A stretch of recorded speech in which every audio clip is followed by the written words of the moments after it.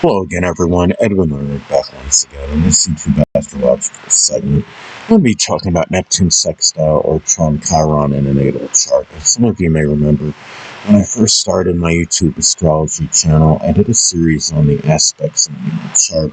They were a little bit concise. Some people may refer to them as snappy, so what I decided to do is make another series on which the videos would be a little bit older and more descriptive. So anyway, first thing up is if you have Neptune Sextile or Trine Chiron in the natal chart, one way it may manifest is that you may easily find inspiration, which is Neptune, for helping and healing others, which is Chiron. Now, if Chiron, say, is in Aries as an example, helping and healing others, may be connected with maybe assisting them in finding more aggression, more assertiveness, courage, fortitude, bravery. It could be standing up for oneself and less procrastination, hesitation on matters.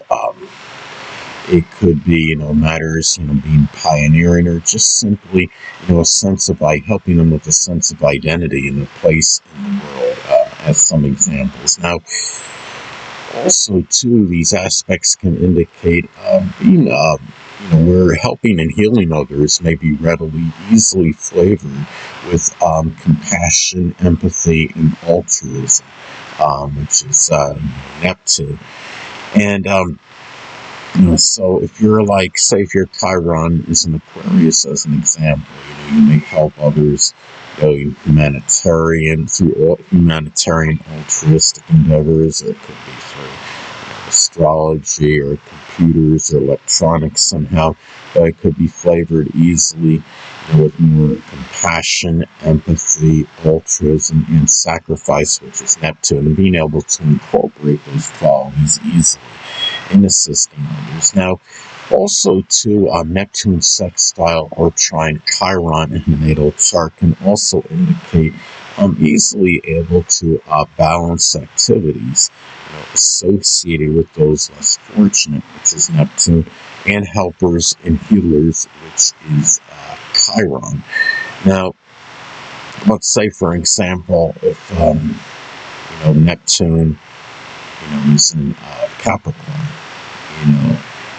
matters with less fortune may be done with more structure, discipline, consistency, seriousness, concentration, maybe more planned out, maybe more premeditation and planning energy in connection with this, as some examples. And also, too,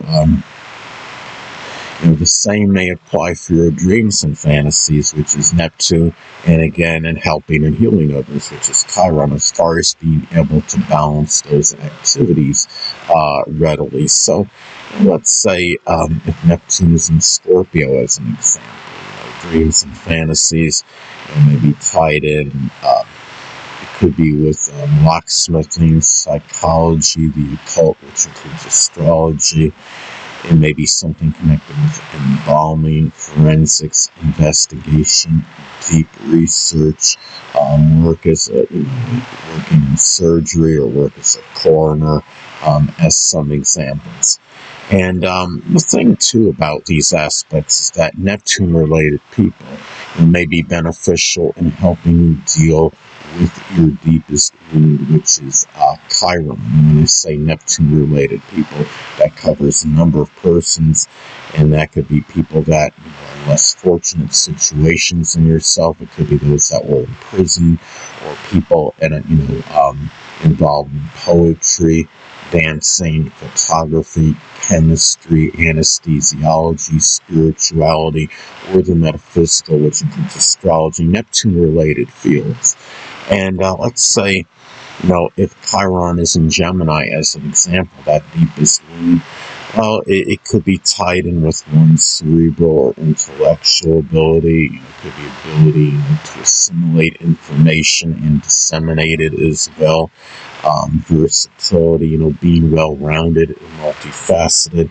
And it doesn't mean that this person isn't that, but what it could mean is that the person may have some insecurities in those matters, and the person may feel that he or she lacks, some kind of, cerebral ability or intellectual ability or ability to communicate and, express oneself in an articulate manner.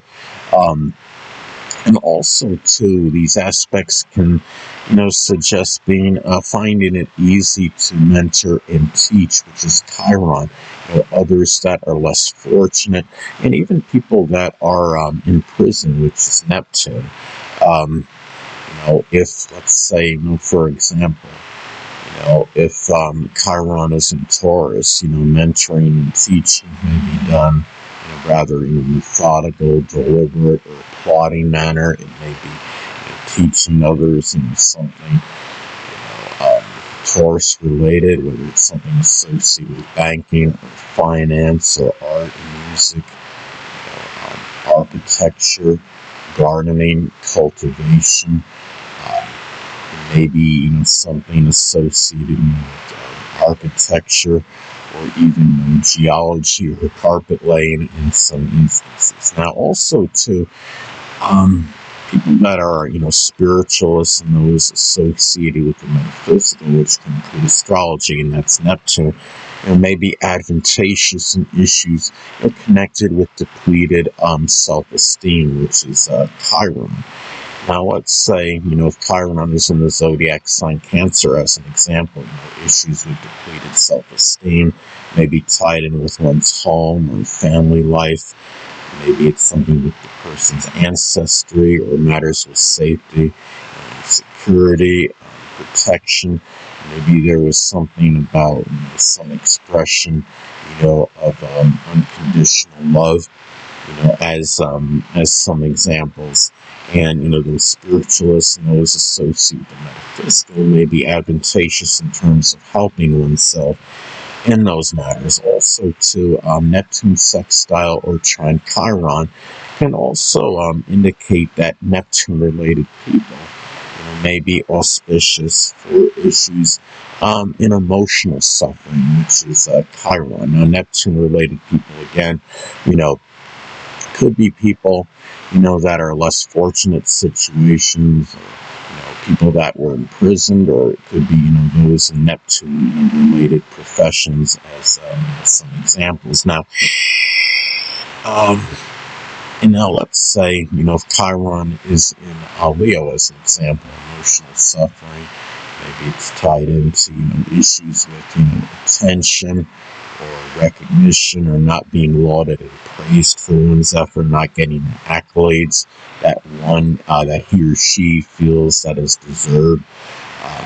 It may be matters of pride or ego, as some examples. But also, too, hidden adversaries, which is Neptune, likely won't conflict with matters associated with helping and healing others, which is Chiron. And let's say if Neptune is in Sagittarius as an example, one or more hidden adversaries may actually be a Sagittarius sun, moon, or ascendant, or simply embody the characteristics of the sign. It could be people that are rather buoyant or optimistic or expansive, exuberant, enthusiastic, philosophical, but may also be foolhardy, reckless, and self-righteous as well.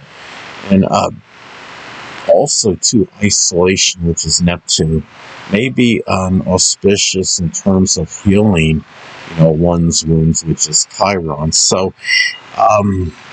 it can give, ease of healing one's wounds, in private, in solitude, and seclusion, when one is by his or herself. And let's say, if Chiron, say, is in Virgo as an example, one's wounds or suffering, maybe it's tied in with simply just wanting to be perfect and not really feeling like he or she is falling short from that. Or it could be, with matters with organization, whether it could be in one's life, as an example, or issues, maybe there was something with hygiene or health, as or maybe with work and employment as some examples. Now, also, too, if Chiron is retrograde, there may be more of an emphasis on self-healing as opposed to healing others. Now, let's say if Chiron, say, is in Libra and it's retrograde as an example, there may be more of an emphasis on self-healing in terms of relationships or matters with just having balance in one's life, refinement. It could be legal issues, as so it could be matters with a significant partner, a significant other or marriage partner, as some examples. Anyway, people, that'll conclude this YouTube astrological segment. Until next time, Edwin, stay well.